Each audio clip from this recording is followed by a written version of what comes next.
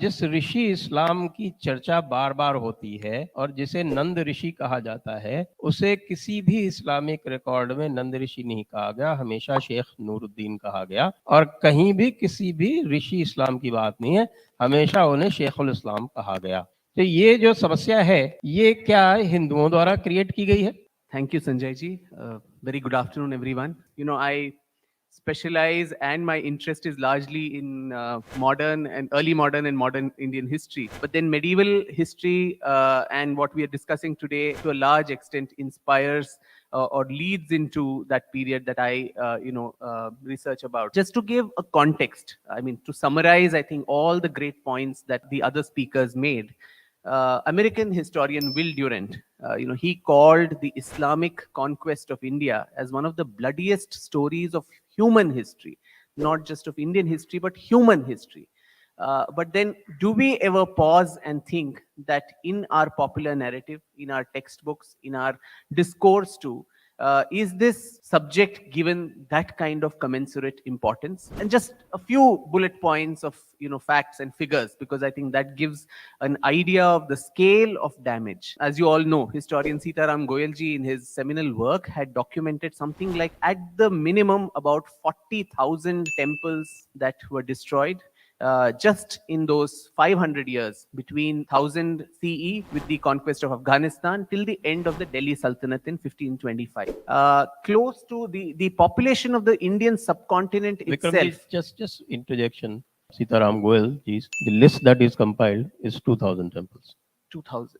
But 40,000 is what is. Yes, but he says that, of course, his work was incomplete. Right. He had just begun the work. The consensus around the number of temples is that, but the population of the subcontinent itself, the Indian subcontinent, fell by 80 million between this same period. So obviously people didn't just fall down, drop down dead. So there were lots of conquests. There was bloodshed. Something close to 25 lakh women were taken away as slave traders, sex traders, to the faraway lands of the Middle East, to Afghanistan, to Ghazni. So much so that, as you all know, there is that minar in Ghazni too, with that infamous line there saying "Dukhtare Hindustan, Nilame do dinar." The daughters of Hindustan are auctioned here for 2 dinars each. So this scale and the kind of desecration of our knowledge systems, our libraries, whether it was Takshashila, Nalanda, Vikramshila, when Nalanda was attacked by that barbarian Bakhtiyar Khilji, it is said that the manuscripts, the books that were there, they burned for close to 6 to 8 months. There was that amount of knowledge that had to be destroyed. And it's a great irony today that if you come out of the Nalanda University, the Nalanda area, the railway station is Bakhtiyarpur. So as I think my good friend Anand Ranganathan mentioned, we are the only country where we probably eulogize these barbarians of the past. We are the only ones where removing these vestiges of desecration is thought of in some way as being detrimental to today's social cohesion, unity between communities and all of that. Whereas time and time again, I've maintained that this whole edifice of national unity, social cohesion between communities, it cannot rest on the shaky foundations of fabricated and whitewashed history, which is what we are fed through all along.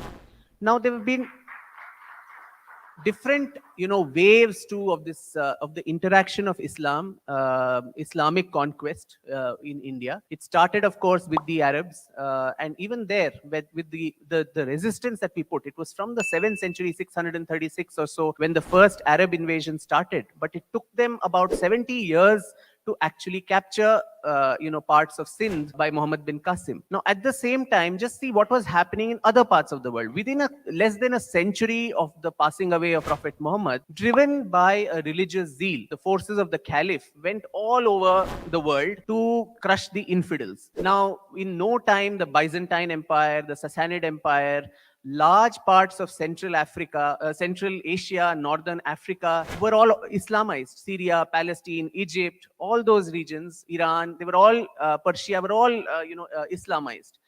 And the Islamic empire stretched from the Atlantic in the west to the gates of India on the east. But it took them 500 years to actually establish a proper Islamic kingdom in India in 1206 with the Delhi Sultanate. So when we talk of resistance, which was also an important element of the previous session, the civilizational resistance that we put also in terms of valor, in terms of courage, in terms of pushback, which is not told to us, that we always covered in front of invaders. I think that is totally wrong. Those nations which within a couple of decades fell to the might of the sword, here we managed to push back for 500 years.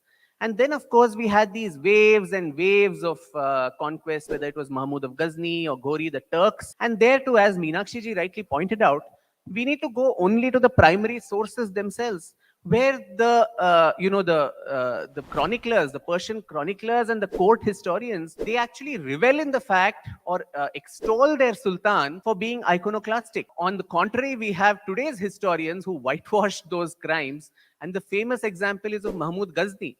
When he goes to Somnath Mandir, the priests there, we are told, including by the likes of Professor Romila Thapar, that, it was only economic considerations that brought Mahmud Ghazni there, and it was not theological reasons or for reasons of religion. Now, but what do the court historians say? What does Farishta say? What does Al-Baruni say? What does Minhaji Siraj, who wrote about all this, say? That Mahmud goes to Somnath, the Chalukyan ruler has run away, Bhim Deva, and when he goes to Somnath, he is astonished to see there are 50,000 common Hindus who are actually armed and trying to put a resistance. These are not, members of the royal family or something. These are 50,000, common Hindus who are trying to protect their deity. It takes him 1 week to actually annihilate all of them. And then he marches victoriously into the Sanctum Sanctorum. And there the priests come running to him and say, look, if you want money, we will give you all the money you want. You take this and go, please, let's protect our deity. And to this he laughs and says that if I do that, I will be called a trader of idols. I would rather be called as, or my legacy, I would rather be remembered as a Butchikan or a breaker of idols. And that's when he demolishes the temple, the lingam is pounded and taken away back to Ghazni. So in the wake of primary evidence like this, despite that, we have our historians today talking about that. Now, slowly, as the Sultanate period also, advanced, and towards the end, once conquest became, untenable, and also a lot of invasions, murders, all of that, once they had run their course, if you know that the four schools, Hanafi, Shafi, Maliki and Hanbali schools of Islam, the Hanafi school allowed that, it was not a binary between death and conversion. You could allow the infidels to live, but they had to live under extremely humiliating conditions. So almost something like 18 to 20 humiliating conditions had to be put in front of the kafirs. Whenever there is anybody of the faithful going, then you need to stand up. If they even spit into your face, you need to take that in. And you, of course, slave trade, all of that continued. Even the Fatwa Alamgiri talks about sex trade at the peak of Aurangzeb's rule. Even during the peak of, the Mughal Empire, jizya was about 20% of the revenue of the kingdom. So discriminatory practices against those who did not belong to the faith, when that is a theme that is a part of the empire, how did they become us? And this, this whole thing of the Ganga Jamni Tehzeeb, where was the give and take? It was only a large part of one group which was appropriated, completely changed beyond belief and recognition, and made into something else. Meenakshi ji spoke about the language, and how that changed. I would also like to add, art forms, whether it was, classical music and classical dance, particularly in North India. The Drupad or the Dhruvapada, which was the main classical, the oldest classical art form, particularly from Northern India, which is very, very spiritual. You've had some of the greatest saints and savants, the mystics who, practiced that, Swami Haridas and so many others. From the confines of Drupad, it had to be exorcised. All the references to gods, to Shiva, to Vishnu, which is very much, even now in the Drupad bandishes, you have the Dhruvapadas, you still have, it's almost like religious music, very similar to what you find in the south with Carnatic music. But Drupad also, the god element had to be removed from it, and it had to become a Shringar Pradhan, kind of a thing where God is not there. The Shahenshah becomes the person who is eulogized. Piya, Balma, and all these kind of lyrics that we find, the khayal also, transforms into something which is totally different. So a Tansen converted from a Hindu Brahmin family, brought in, and then this transformation happens.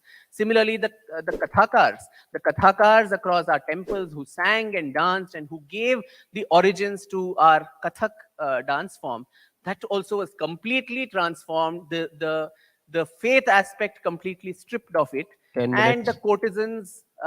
courtesan culture, which again changed it. Again, the Shringar Pradhanness of this art form is what took root in our Mughal courts. Of course, these are great art forms which we're very proud of. But then to say that they became us, I think that is a huge stretch of imagination.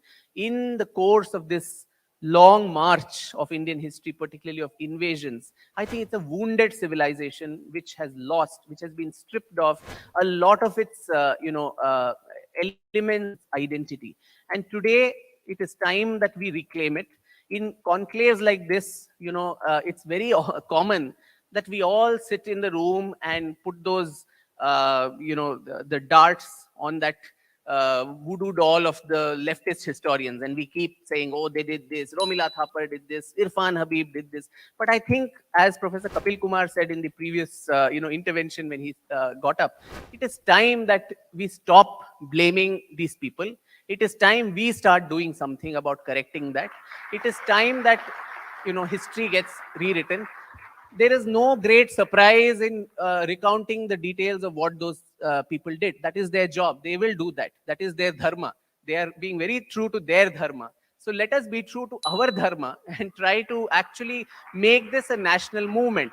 I know individuals here, including those on this stage, we are doing our small little bits to course correct history, to rewrite this, and to make all these, the Hindu genocide, if we can say that, over these 1,000 years, public knowledge. But jnanam paramam balam, unless it comes out in the form of a proper book, which will last for 1,000 years, it's very difficult to ensure that this knowledge reaches out, particularly to the next generation. So this should become a kind of a project, a national movement among all of us.